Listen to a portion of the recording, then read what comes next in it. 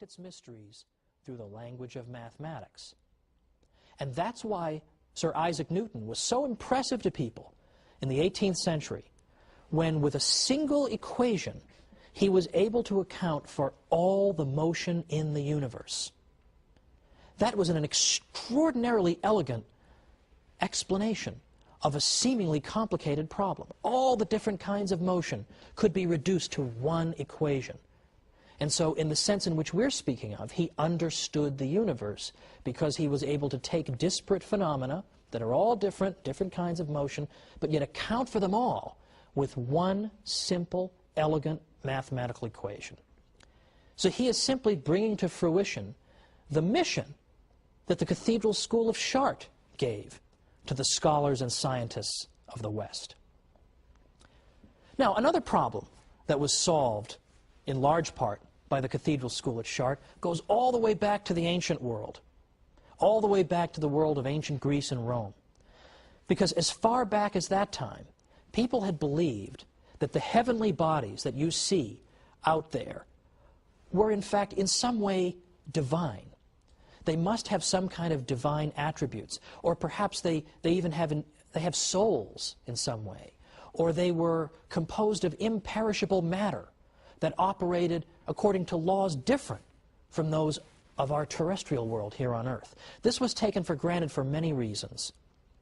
For instance, in the ancient world, it was taken for granted that a body at rest tends to stay at rest. But a body in motion can only be in motion if something is forcing it into motion.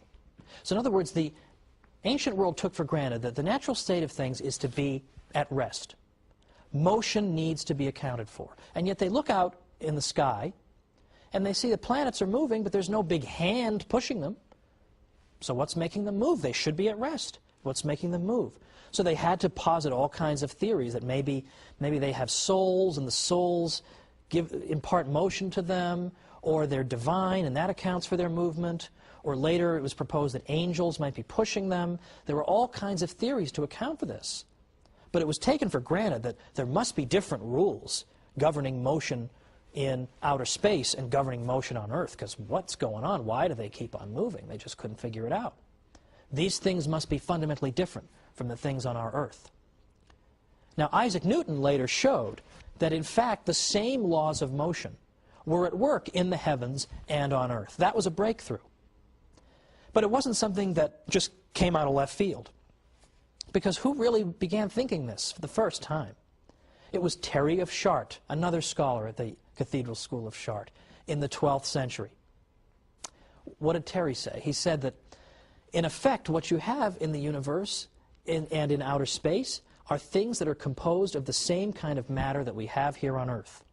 Now, he couldn't quite account for why they orbited and why they seemed to move on their own. He hadn't anticipated Newton's laws of motion. But by saying that the stuff out there is in no fundamental way any different from the stuff down here, he has paved the way for a central conclusion of modern science. Now, Thomas Goldstein is a recent historian of the history of science. What does he have to say about the Cathedral School at Chartres? He says, in a period of 15 to 20 years, around the middle of the 12th century, a handful of men were consciously striving to launch the evolution of Western science and undertook every major step that was needed to achieve that end. Goldstein even went so far as to say that someday Terry of Chartres will be viewed as one of the great founders of modern science. Now, can you believe that? There's a historian writing just in this generation. And not only does he credit the church with lending an important impetus to the development of science, but he even goes all the way back to the 12th century to identify somebody nobody's ever heard of and say he may be one of the great architects of modern science. This is becoming absolutely common among historians of science. Yes, Richard Dawkins is writing his books. Daniel Dennett keeps writing his books as scientific atheists. But as historians of science, you consistently get more and more favor shown toward the Catholic Church. Now the question is, how do we get this information to the general public? And as I say, It's not going to get out there unless Catholics start telling it themselves. But that's only the tip of the iceberg, because what we've discussed today is very theoretical. The idea that the universe is orderly, and so on, that it's built according to fixed physical laws. That's all very theoretical. But next time, we're going to get down to the nuts and bolts, because next time we're going to look at how many priests were scientific pioneers. It's not enough to say, oh, look at all these scientists who happen to be Catholic. Well, that could be just a coincidence. They just happen to be Catholic. But when you're talking about priests who occupy such an elevated role in the life of the church, who have taken holy orders and have that sacred vocation, if they are great practitioners of the sciences and are congratulated by the popes for doing so, then surely the Catholic Church cannot be the enemy of science.